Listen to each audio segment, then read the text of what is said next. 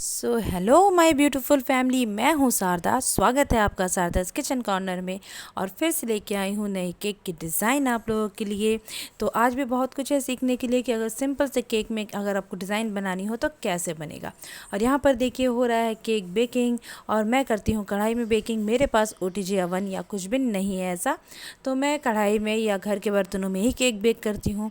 और ये है 1.5 पाउंड के केक का ऑर्डर। मैंने 7 इंच की टीन में इसे बनाया था 2 कप प्रीमिक्स लेकर, क्योंकि उन्होंने कहा था कि हमें क्रीम कम चाहिए, लेकिन बाद में उन्होंने कहा कि नहीं, क्रीम ज़्यादा रहेगा तो भी चलेगा। फिर भी मैंने इसी में सारी चीज़ों को एडजस्ट करके बना दिया। 750 ग्राम का केक था। तो आप आगे देखिए कि इसे मैंने कैसे ही सही मेजरमेंट में बनाया है। और यहाँ पर देखिए मैंने साइड में भी बटर पेपर देकर इसे बेक किया था। तो इसकी हाइट कितनी अच्छी आई है। 2 कप प्रीमिक्स से कम ही था थोड़ा, तो मैंने उसका वीडियो नहीं बनाया है। अगली बार कभी ऐसा हुआ तो मैं उसका भी वीडियो बना दिया करूँगी, ताकि आप लोग को मेजरमेंट सही तरीके से दिख जाए।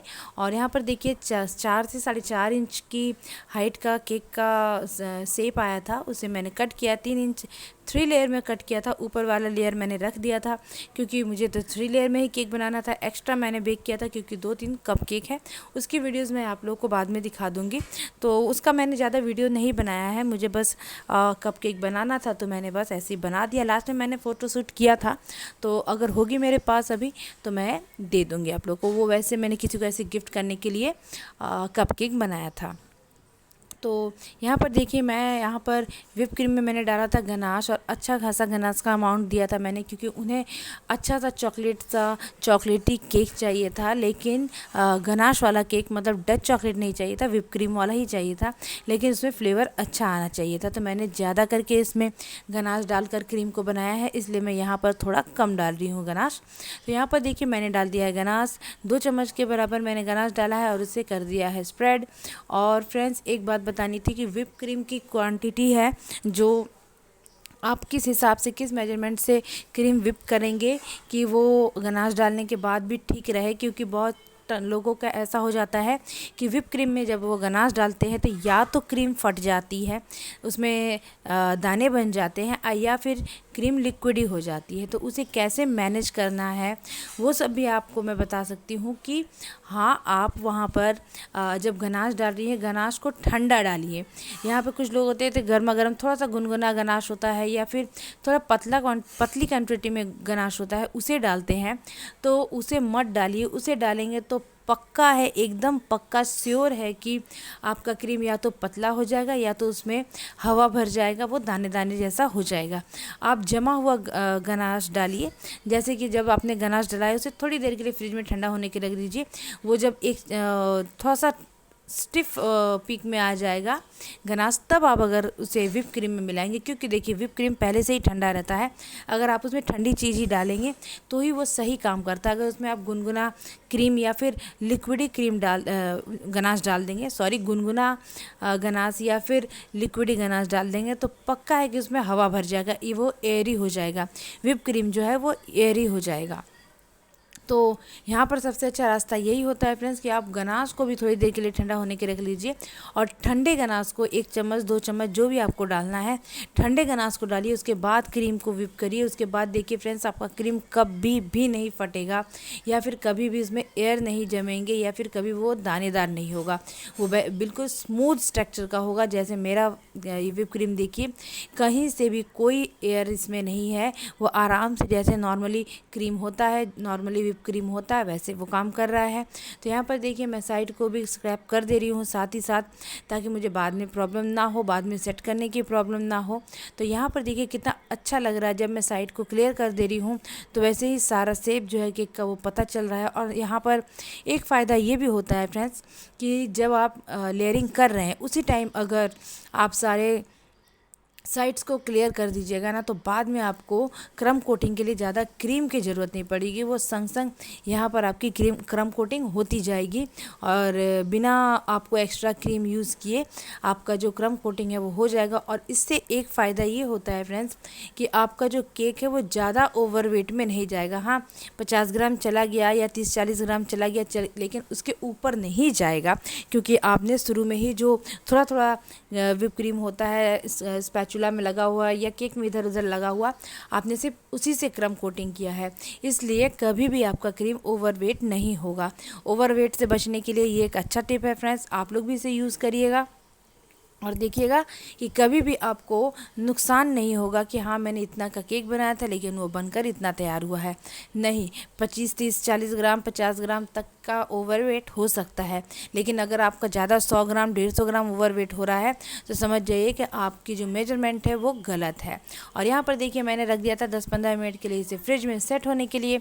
और जैसे ही उसके बाद मैं चली गई थी खाना खाने के बाद जब मैं आई तो करीब आधा घंटा बीत चुका था फ्रेंड्स, और आधे घंटे के बाद मैं इसे बाहर लेकर आई हूँ और कर रही हूँ इसकी फ़ाइनल कोटिंग। और फाइनल कोटिंग भी मैंने चॉकलेट वाली गनाश से ही किया है, सॉरी गनाश वाली क्रीम से किया है, व्हिप क्रीम से।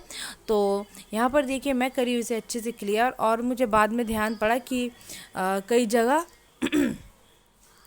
जो केक के स्पॉन्ज है वो लगे हुए हैं, क्योंकि मैंने स्पैचुला को रख दिया था जिस प्लेट पे मैंने रखा था केक के लेयर को काट कर, उसी पर मैंने स्पैचुला रख दिया था, जिसकी वजह से उसमें जो क्रम्स गिरे हुए थे वो स्पैचुला में लग गया था, उसके बाद वो क्रीम में लग गया। लेकिन मुझे प्रॉब्लम नहीं थी, केक में जो काले धब्बे दिख रहे उससे कोई प्रॉब्लम नहीं था, क्योंकि हमें बाद में तो गनाश देना ही है वहाँ पर। और यहाँ पर देखिए मैं कर रही हूँ ड्रिपिंग मैंने चम्मच से ही कर दी है, क्योंकि बेवजह छोटी छोटी चीज़ों के लिए पाइपिंग बैग को बर्बाद करना वो भी मुझे सही नहीं लगता है फ्रेंड्स।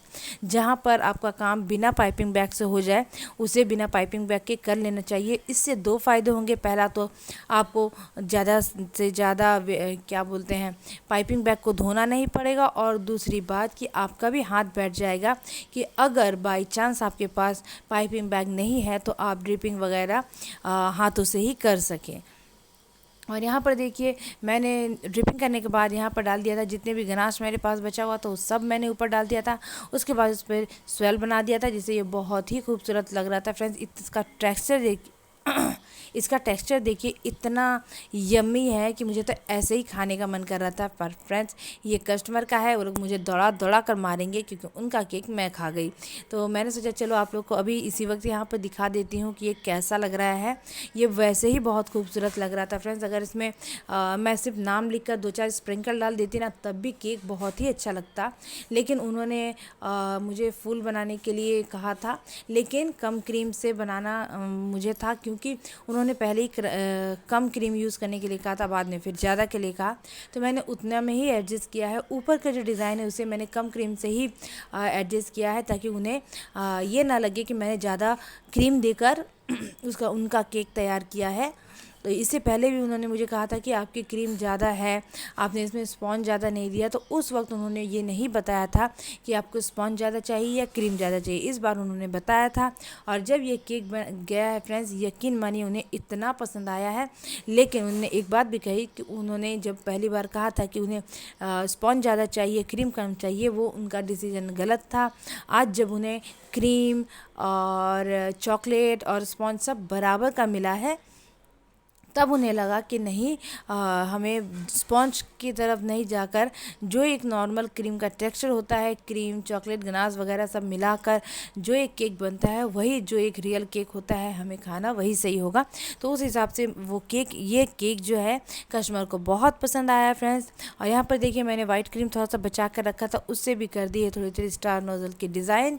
और ये जो नोज़ल है फ्रेंड्स, इसे स्टार जैसा फूल बनता है, लेकिन इसमें कोई नंबर वगैरह नहीं है, तो मैं वो बता नहीं सकती आपको कि ये कौन सा नोज़ल है, लेकिन इससे हाँ स्टार के जैसा फूल बनता है। उसके बाद मैंने कर दी है बॉर्डर, उसके बाद लिख दिया था नाम लिखने के बाद मुझे ये कुछ कमी सी लग रही थी फ्रेंड्स, तो मैंने नाम पर भी डबल लेयर चलाई थी, जिसकी वजह से ये 3D इफेक्ट ला रहा था। और रेड कलर के कलर से ही मैंने न्यूट्रल जेल से मैंने इस पर डबल लाइनिंग की थी। और न्यूट्रल जेल को मैं वैसे भी हमेशा बना कर रखती हूँ 2-3 कलर का, कि कब किस केक में कैसा ज़रूरत पड़ जाए, उस हिसाब से मैं यहाँ पर जेल तैयार रखती हूँ। यहाँ पर मुझे रेड अच्छा लगा तो मैंने रेड दिया। अगर आपको कोई और पसंद आए कलर तो आप उस कलर का ही बना सकते हैं। अगर आप बॉयज़ के लिए ये केक बना रहे हैं तो आप ब्लू पर बनाइए। मैंने गर्ल के लिए बनाया था इसलिए मैंने रेड पर बनाया है। पिंक नहीं था मेरे पास, वरना मैं पिंक का भी बना सकती थी, लेकिन रेड ज़्यादा अच्छा लगता है इसलिए मैंने रेड का बनाया। रेड, येलो, ब्लैक और वाइट, ये 4 कलर मैं हमेशा बनाकर तैयार रखती हूँ। उसके बाद मैंने थोड़े से चोको चिप्स के साथ कर दी थी डेकोरेशन और कुछ पेटल्स भी लगा दिए थे। और उसके बाद केक का ये फाइनल लुक है फ्रेंड्स। और इसका जो वजन है 785 ग्राम का हुआ था फ्रेंड्स। देखिए, ना ज़्यादा है ना कम है। तो ऐसे मेजरमेंट के साथ आप भी अपने केक को बनाइए और कस्टमर को खुश कर दीजिए। मैं मिलती हूँ नई रेसिपी के साथ, तब तक के लिए बाय बाय, अपना ख्याल रखिएगा।